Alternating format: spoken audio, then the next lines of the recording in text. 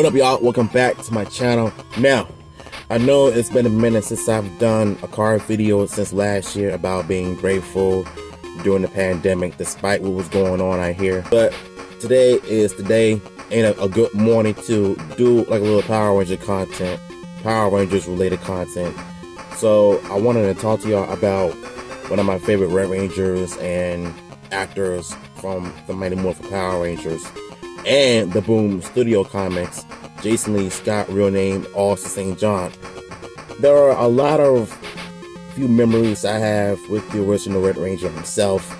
One was during the Green with Evil saga, the Green Candle saga, and Missing Green, as well as him fighting King Spinks in the 4th episode. And I think we're gonna start things off with the first episode when he was introduced. When Zack was declining Zonon's offer to become Power Rangers. If you notice, Jason was one of the main Rangers, was still standing in front of Zonon, thinking, and he was really considering taking his offer of becoming a Ranger. When the others refused to become one themselves. But Jason was the main one who wanted to become a Ranger himself. And I think that's the most interesting part about being a Ranger. When someone's give you an offer and you want to know more, you want to know more about the information about this cat that was destroying planets, who was from Aquatar and Eltar from 10,000 years. And Jason was the main one who wanted to become a Ranger. And I think that's we have our first Red Ranger was born ever since then. And it wasn't until the 4th episode when he became the GOAT, when he fought King Spinks one-on-one, separating his friends just to try to see if he was the weakest and the strongest. And apparently, Jason was the strongest Ranger of them all when he fought Spinks by himself. But it wasn't just him he was fighting Godar. And I think it was the point of lesson. When you think that you can do things on your own, just know that you have friends that will be by your side to help you out regardless when you struggle or not.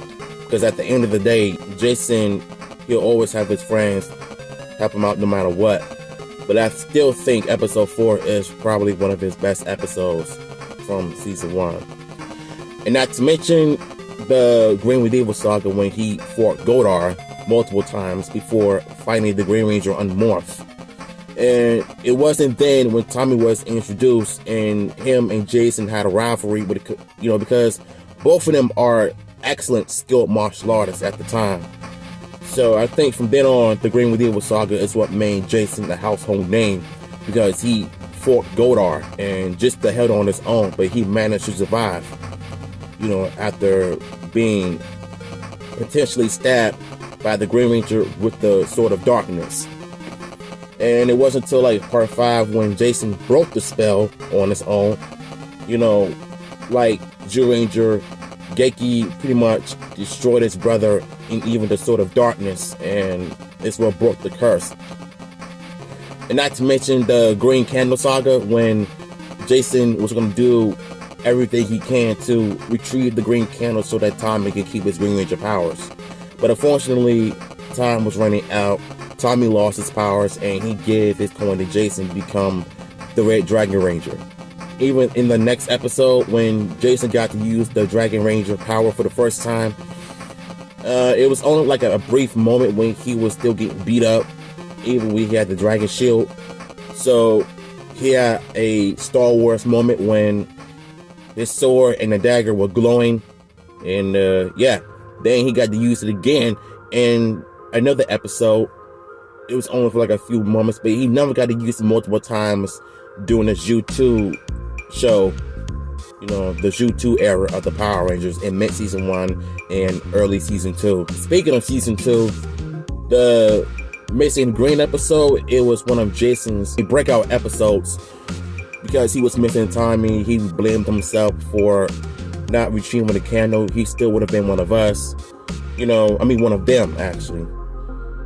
But Zonon had to remind Jason, even if, he didn't retrieve the green candle, he still managed to beat the monster and beat Goldar to save his friends from the candle.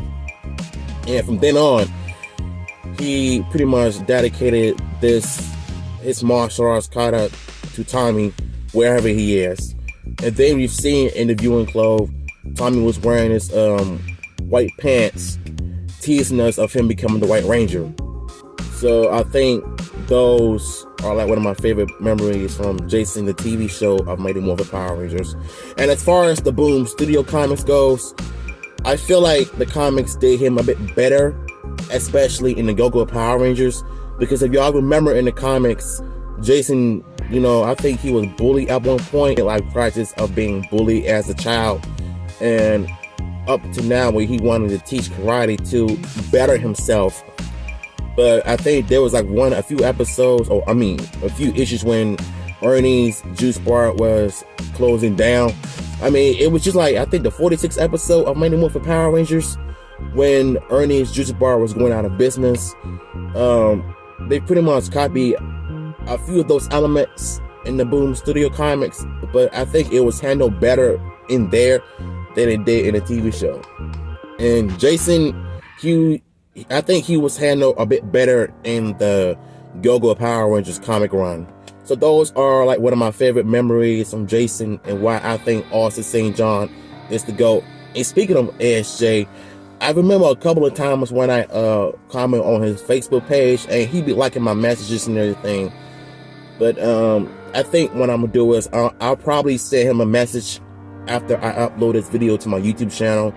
And I think he'll find some appreciation for his character of fans loving and supporting his character throughout the years. And to me, I know a lot of people like him as the Gold Ranger, but I prefer him as Red because that is the one I grew up with. So yeah, hopefully y'all enjoyed this video. If you did, smash the like button, and I'll see you in my next content.